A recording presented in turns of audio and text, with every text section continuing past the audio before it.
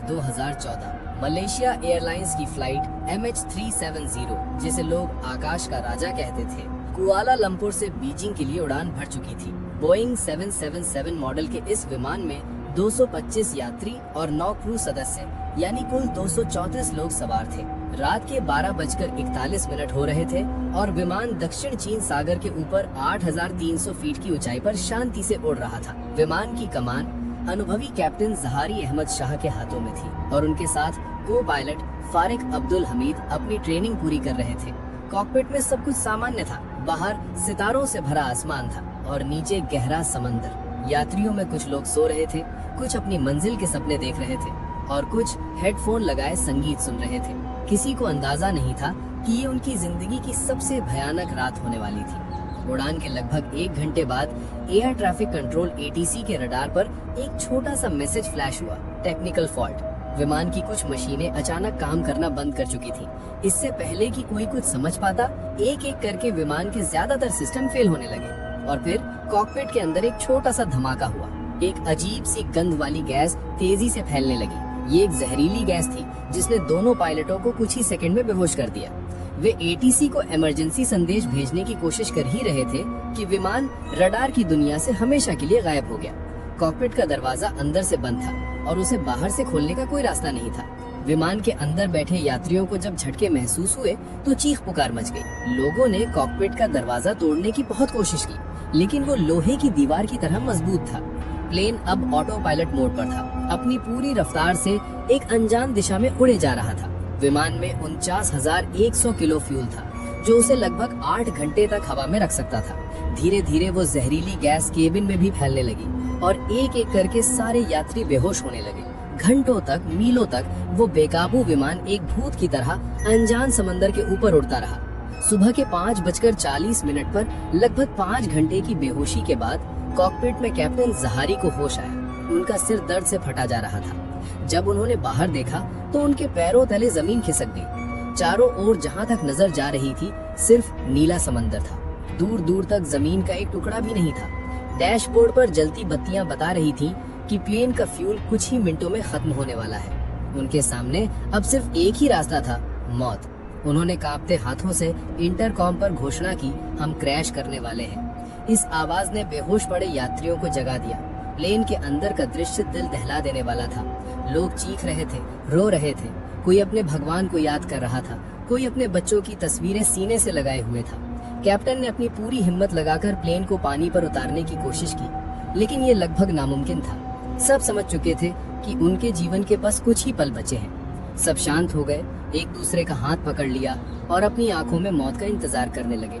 विमान जब समंदर की सतह से टकराने वाला था, उससे 1 मिनट पहले का वो दृश्य, वो खामोशी, हवा में सिर्फ सिसकियों की आवाज थी जो बता रही थी कि 234 जिंदगियां एक साथ खत्म होने वाली हैं। कैप्टन ने आखिरी निर्देश दिया, सब लोग लाइफ जैकेट पहन लो और दरवाजे के पास आ जाओ। एक एक करके लोग कांपते हुए दरवाजे से समंदर में कूदने लगे और जैसे ही आखिरी इंसान कूदा, विमान एक जोरदार धमाके के साथ समंदर में समा गया। एक आग का गोला उठा और प्लेन के हजारों टुकड़े पानी में बिखर गए। कैप्टन जहारी और को पायलट फारिक उस दुर्घटना में मारे गए, लेकिन बाकी सभी यात्री जिंदा थे। वे प्लेन के टूटे हुए टुकड़ों को पकड़कर उस ठंडे भयानक समंदर में तैर रहे थे। एक एक टुकड़े पर 10-10 लोग किसी तरह चिपके हुए थे, इस उम्मीद में कि शायद कोई उन्हें बचा लेगा। पर चारों ओर सिर्फ मौत का समंदर था और लहरें उन्हें एक अनजान भविष्य की ओर बहाए ले जा रही थी। समंदर की लहरें किसी खिलौने की तरह उन लोगों को बहा रही थी। पहले ही दिन भूख, प्यास और ठंड से 10 लोगों ने दम तोड़ दिया। बाकी लोग हिम्मत जुटाए एक दूसरे को ढाढ़स बंधा रहे थे। उन्हें भरोसा था कि वे बचकर लौटेंगे। पूरी रात उन्होंने चांदनी में काटी, अपनी मौत को पीछे छोड़ते हुए। फिर सुबह हुई। यात्रियों में से एक, जिसका नाम आरव था, उसके पास एक दूरबीन थी। वो लगातार दूरबीन से चारों ओर देख रहा था, जमीन के एक छोटे से टुकड़े की तलाश में। और तभी किस्मत ने जैसे एक पल के लिए उनका साथ दिया। सुबह की पहली किरण के साथ आरव को दूर एक छोटा सा द्वीप दिखाई दिया। उसकी आवाज में एक नई उम्मीद थी जब वो चिल्लाया, जमीन, सामने जमीन है। सब लोगों ने उस दिशा में देखा। वह छोटा सा, बहुत छोटा सा द्वीप था, जैसे समंदर के बीच किसी ने रेत का एक टुकड़ा फेंक दिया हो। सब लोग अपनी बची खुशी ताकत लगाकर उस द्वीप की ओर बढ़ने लगे। कई घंटों की मशक्कत के बाद जब वे किनारे पर पहुंचे तो उनकी उम्मीद एक भयानक झटके में बदल गई। वह द्वीप सिर्फ 83 मीटर के गोलाकार एरिया में फैला हुआ था, यानी इतना छोटा कि आप एक कोने से दूसरे कोने तक दौड़ भी नहीं सकते। उस द्वीप पर सिर्फ 2 नारियल के पेड़ थे और चारों ओर रेत। ना कोई जंगल, ना कोई जानवर, ना पीने के पानी का कोई स्रोत। 200 से ज्यादा लोगों के लिए यह जगह किसी खुली जेल से कम नहीं थी, जो कभी भी समंदर की एक बड़ी लहर के नीचे समा सकती थी। वे यहाँ फंस चुके थे, एक ऐसी जगह पर जहाँ जिंदगी मौत से भी बदतर होने वाली थी। उन्होंने घायलों की देखभाल शुरू कर दी, अपने कपड़े फाड़कर पट्टियां बनाई, लेकिन सबके मन में एक ही सवाल था, हम यहाँ जिंदा कैसे रहेंगे। दूसरे दिन की सुबह सूरज आग उगल रहा था। धूप से बचने के लिए लोगों ने अपने सर पर कपड़े बांध लिए। असली लड़ाई अब शुरू हुई थी, प्यास की लड़ाई। नमकीन पानी पीकर कुछ लोग और बीमार पड़ गए। सबकी नजरें उन 2 नारियल के पेड़ों पर टिकी थी, लेकिन उन पर चढ़ना खतरनाक था। एक नौजवान हिम्मत दिखाई और अपनी बेल्ट की मदद से पेड़ पर चढ़ने लगा। कई बार फिसलने के बाद आखिरकार वो कुछ नारियल तोड़ने में कामयाब हो गया, लेकिन वो नारियल 200 लोगों के लिए ऊंट के मुंह में जीरे के बराबर थे। पानी के बंटवारे को लेकर पहली बार लोगों में तनाव दिखा। यह तय हुआ कि पहले बच्चों और घायलों को पानी दिया जाएगा। रात में ठंडी हवाएं चलने लगी तो सबने लाइफ जैकेट और सीट कुशन से एक गोल घेरा बनाकर एक दूसरे से सटकर रात बिताई, ताकि शरीर की गर्मी बनी रहे। अगले दिन उन्होंने रेत पर बड़े बड़े अक्षरों में SOS लिखा और प्लेन के चमकदार टुकड़ों को इस तरह सेट किया कि सूरज की रोशनी पड़ने पर वो चमके और शायद किसी की नजर पड़ जाए। उन्होंने मलबे से तार, पाइप और सीट बेल्ट इकट्ठा करना शुरू कर दिया। एक नियम बनाया गया, पानी सबसे पहले। बारिश के पानी को इकट्ठा करने के लिए प्लास्टिक शीट से टेंट जैसी संरचना बनाई गई। सब जानते थे कि एक एक बूंद कीमती है। चौथे दिन जब समुद्र की लहरें पीछे हटी तो छोटे छोटे गड्ढों में कुछ केकड़े और शंख दिखाई दिए। लोगों की आंखों में चमक आ गई। प्लेन के नुकीले टुकड़े से चाकू बनाया गया और सीट बेल्ट की मदद से एक छोटा जाल तैयार किया गया। उस दिन पहली बार उन्होंने आग पर पका हुआ कुछ खाया। पत्थर गर्म करके उस पर केकड़ों को सेका गया, लेकिन ये खाना भी बहुत कम था। धीरे धीरे जिंदगी एक भयानक रूटीन में ढलने लगी थी, जहां हर दिन एक नई चुनौती लेकर आता था। दोस्तों, इन लोगों की ये दिल दहला देने वाली लड़ाई हमें सिखाती है कि जिंदगी कितनी कीमती है। अगर आपको मेरी कहानी सुनाने का तरीका पसंद आ रहा है तो प्लीज इस वीडियो को एक लाइक करें और मेरे चैनल को सब्सक्राइब करना ना भूलें।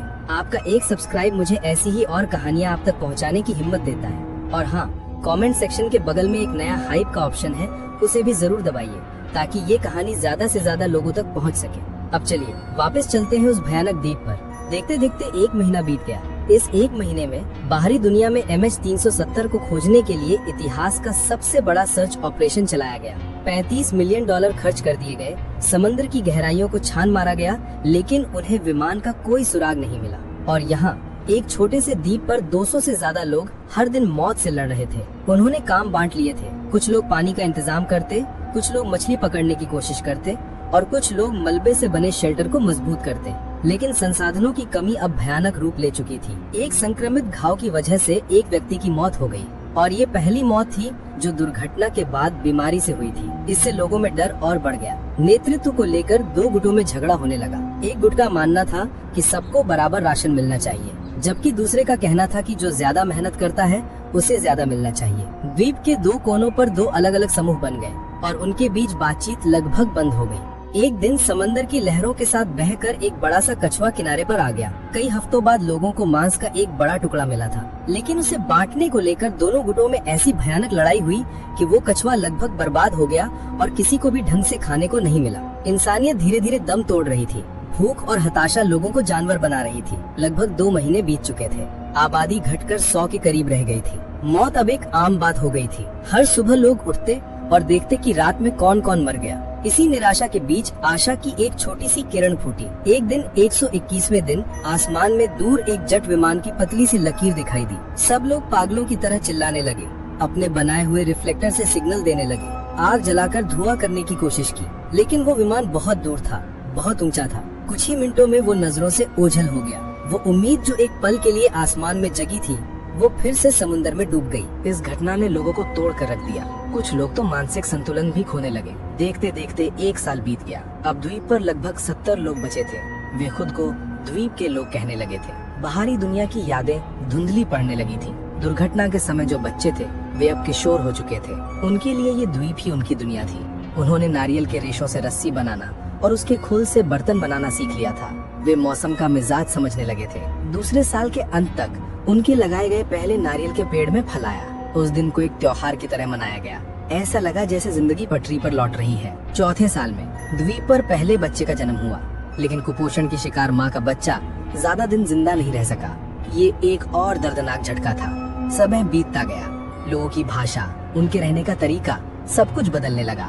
पुरानी पीढ़ी के लोग एक एक करके मरते जा रहे थे और नई पीढ़ी जिसे पुरानी दुनिया की कोई याद नहीं थी, वो अब बड़ी हो रही थी। छठे साल में नई पीढ़ी के बीच सत्ता को लेकर संघर्ष शुरू हो गया। नारियल के पेड़ों पर किसका हक होगा, इसे लेकर फिर से लड़ाइयाँ होने लगी। इतिहास खुद को दोहरा रहा था। 7वें साल तक एक नई और भयानक समस्या ने जन्म लिया। उस छोटे से द्वीप की रेतीली मिट्टी की उर्वरता खत्म होने लगी थी। नारियल के पेड़ कमजोर होने लगे, उनमें फल कम लगने लगे, नए पौधे भी ठीक से बढ़ नहीं पा रहे थे। 8वें साल में भोजन की कमी फिर से लौट आई। भूख और कुपोषण ने लोगों को फिर से कमजोर करना शुरू कर दिया। उनकी रोग से लड़ने की क्षमता खत्म हो चुकी थी। एक मामूली सा घाव भी अब जानलेवा साबित हो रहा था। तूफानों ने द्वीप के किनारों को काटना शुरू कर दिया था। उनका 83 मीटर का घर अब और छोटा हो रहा था। एक दिन एक भयानक तूफान में 2 में से एक नारियल का पेड़ जड़ से उखड़कर गिर गया। ये सिर्फ एक पेड़ का गिरना नहीं था, ये उनके अस्तित्व के आधार का ढहना था। अब उनके पास सिर्फ एक पेड़ बचा था, जो उनकी पूरी आबादी का बोझ उठाने के लिए नाकाफी था। लोगों ने द्वीप छोड़कर जाने का सोचना शुरू कर दिया। उन्होंने लकड़ी और मलबे से छोटी छोटी नाव बनाने की कोशिश की, लेकिन समंदर की बेरहम लहरों ने उनकी हर कोशिश को नाकाम कर दिया। 10वां साल आते आते द्वीप पर सिर्फ 30 से भी कम लोग बचे थे। उनमें से ज्यादातर बूढ़े और कमजोर थे। उन्होंने अब नए पेड़ लगाने की कोशिश भी छोड़ दी थी, क्योंकि वे जानते थे कि उसका फल देखने के लिए वे जिंदा नहीं रहेंगे। निराशा ने सबको अपनी चपेट में ले लिया था। कुछ लोग चुपचाप बैठकर बस समंदर को देखते रहते और एक दिन उसी समंदर में चलकर खो जाते।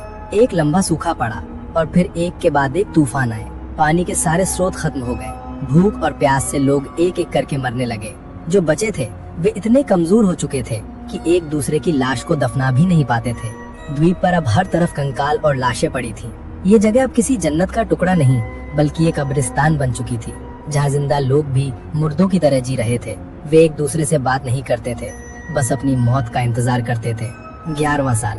द्वीप पर अब सिर्फ एक इंसान जिंदा बचा था, आरव। वही शख्स जिसने पहली बार इस द्वीप को दूरबीन से देखा था। उसके सारे साथी, उसका परिवार, सब उसकी आंखों के सामने खत्म हो चुके थे। वो कमजोर और बूढ़ा हो चुका था। उसके बाल सफेद हो गए थे और उसकी आंखों में सिर्फ खालीपन था। वो हर दिन उठता, उस अकेले बचे नारियल के पेड़ को देखता और फिर उन अनगिनत कंकालों को देखता जो कभी उसके अपने हुआ करते थे। एक सुबह उसने अपनी पूरी ताकत जुटाई और उस पहले नन्हे पौधे के पास गया, जो अब एक छोटा कमजोर पेड़ बन चुका था, लेकिन उसमें कभी फल नहीं आया। वो उसके नीचे लेट गया। उसने अपनी आंखें बंद की और अपने 11 साल के इस भयानक सफर को याद किया। वो प्लेन का उड़ना, वो धमाका, वो समंदर, वो द्वीप, वो लड़ाइयाँ, वो मौतें, वो छोटी छोटी खुशियाँ और वो कभी न खत्म होने वाला इंतजार। आरव की सांसें धीरे धीरे धीमी पड़ने लगी। उस द्वीप पर आखिरी आवाज भी हमेशा के लिए खामोश हो गई। समय बीतता गया, मौसम बदले, तूफान आए और गए। वो द्वीप कंकालों से भरा एक वीरान टापू बनकर रह गया। वो अकेला नारियल का पेड़ भी कुछ सालों में सूख कर गिर गया। बस वो एक छोटा अधूरा पेड़ उनके संघर्ष के गवाह के तौर पर खड़ा रहा, जो कभी फल नहीं दे पाया। उनकी चीखें, उनकी उम्मीदें, उनका दर्द, सब कुछ उस समंदर की लहरों में और उस द्वीप की रेत में दफन हो गया। वे सब बच गए थे सिर्फ मरने के लिए। उन्होंने 11 साल तक जिंदा रहने की लड़ाई लड़ी, लेकिन अंत में मौत जीत गई। लगभग 6 महीने साल बाद एक टूरिस्ट बोट रास्ता भटककर उस अनजान द्वीप के पास पहुंचती है। बोट के कैप्टन को दूरबीन से कुछ अजीब सा दिखता है और वो जांच करने के लिए अपने कुछ साथियों के साथ द्वीप पर उतरते हैं। जो दृश्य वे देखते हैं उससे उनकी रूह कांप जाती है। पूरा द्वीप इंसानी कंकालों से भरा पड़ा था, छोटे छोटे अधूरे बने शेल्टर और हर तरफ बिखरी हुई हड्डियां। उन्हें कंकाल के पास एक टूटा हुआ फोन मिलता है, जिसकी पीठ पर खरोच कर कुछ लिखा हुआ था। हम MH370 से हैं। हमने कोशिश की।